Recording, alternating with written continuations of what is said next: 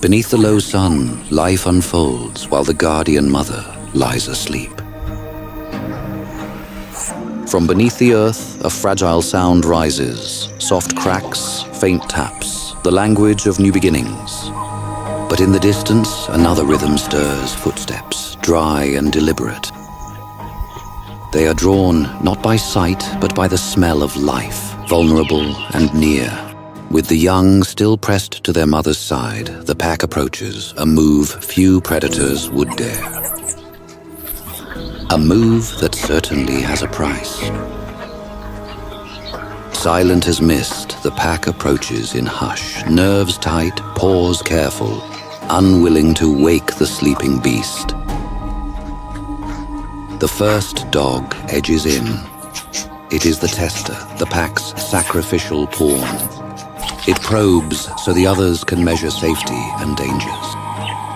The dog creeps in, pockets 2 hatchlings, then glides off mute as a shadow. While the reptile's eyelids stay closed in complete stillness, another dog approaches. Doubt and hesitation slow its steps. It pauses, listens, and slides closer by inches.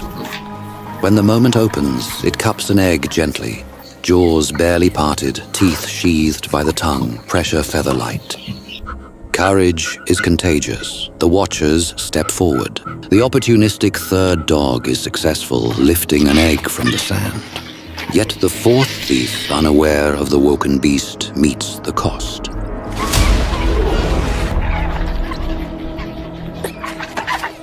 The crocodile explodes, jaws locking, a brutal attack to that who dared to come near.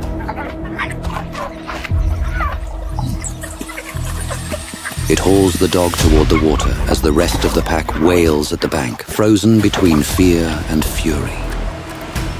The crocodile has the dog clamped, and now the river closes like a fist.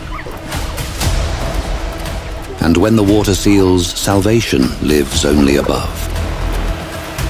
Beneath the surface, the mother shakes its captive in a violent frenzy, then emerges, eyes fixed on the thieves.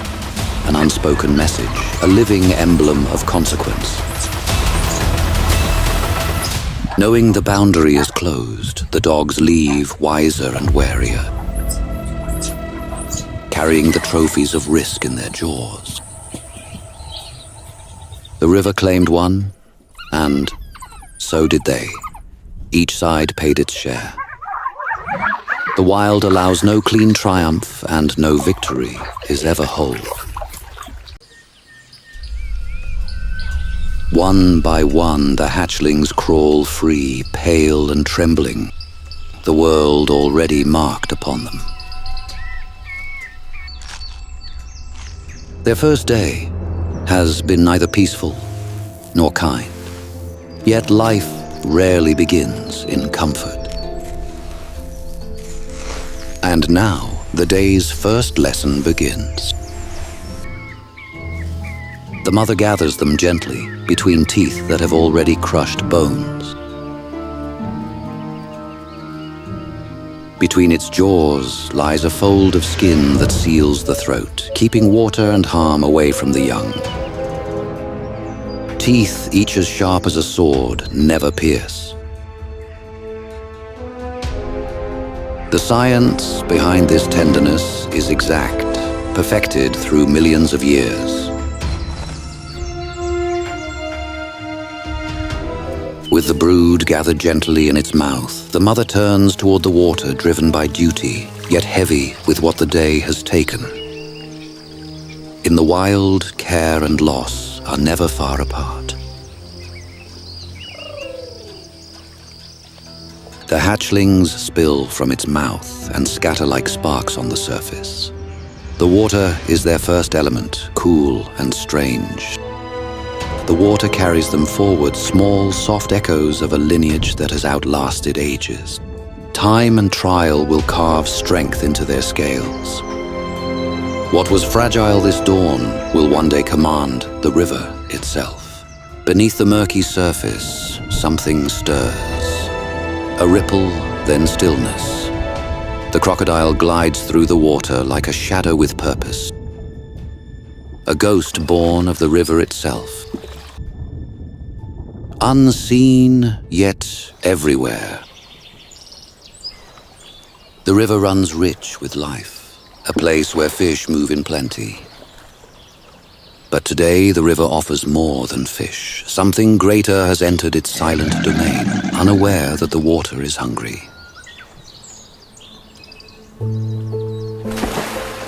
Around it, the river becomes a kingdom of fear, where every life depends on instinct, and even thirst must bow to survival.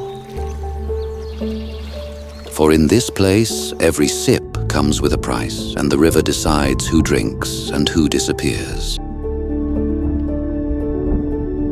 A reminder that even life itself is borrowed from danger. In this world of patience and precision, one movement decides everything. And when it finally moves, the calm breaks, the river erupts, and the legend beneath the surface takes what it has been waiting for.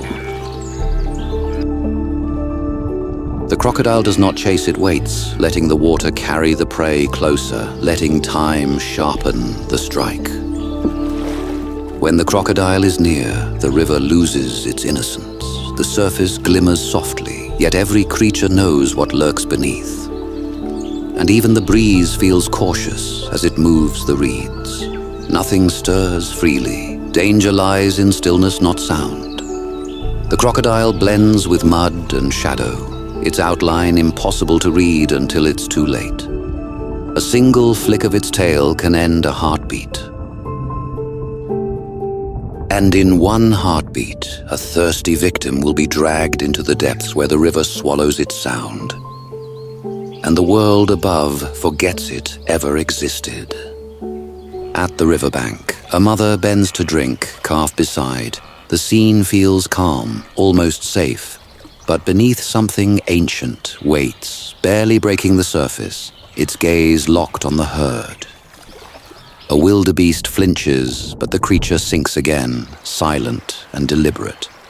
The predator did not retreat, it is just relocating itself. The herd lowers their heads, their only desire is the comfort of the river. Then, in the space between one breath and the next, the crocodile strikes. The river explodes with motion. Wildebeests leap back in fear, hooves splashing. The crocodile's jaws snap through emptiness. The strike has missed. Panic spreads through the herd like fire. Some flee toward the open plain, while others, driven by confusion, surge into the river, running and churning the surface in blind escape. In the rush to survive, reason is the first to drown. And in the chaos of fear, hunters find their opportunities. The predator moves again. One by one they startle as it passes. Then, without warning, the calm breaks once more.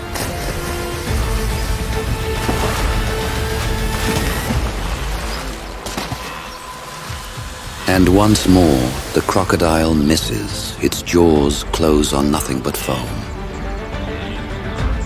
The herd gathers again, hearts pounding, drawn by an unspoken pull to cross.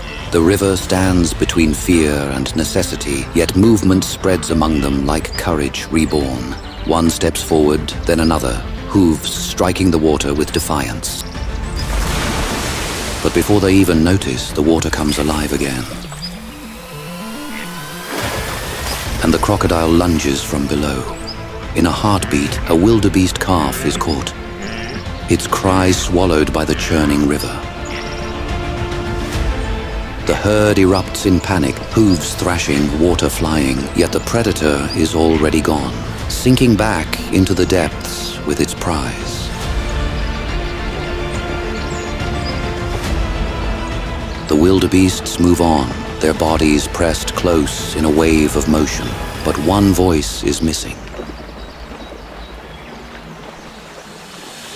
The calf is gone, claimed by the depths, and yet the herd does not turn back.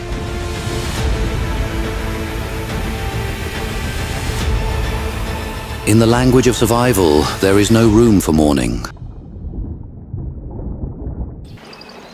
They cross as one, leaving the fallen behind, a silent offering to the river that demands its due. In this land, every journey carries a cost, and every life that ends ensures another will continue. But another hunter still waits below, unseen and unwavering.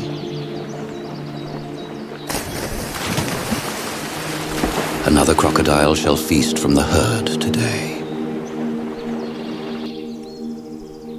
The river holds many predators, each bound by the same law to take what passes too close.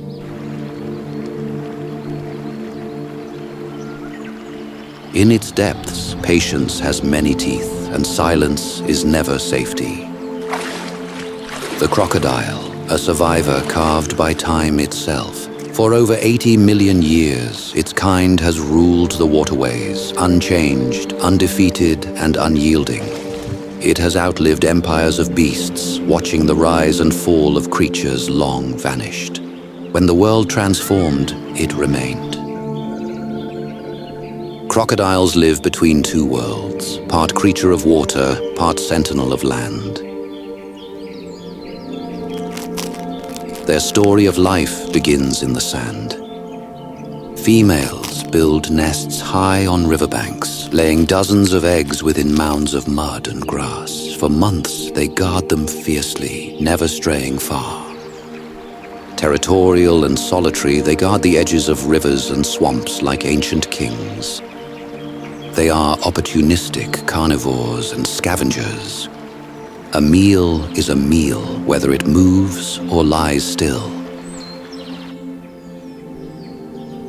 While the eggs are hatching, the silence of the riverbank breaks. Faint chirps rise from beneath the sand. Tiny voices calling to a mother who has been waiting for the sound of life.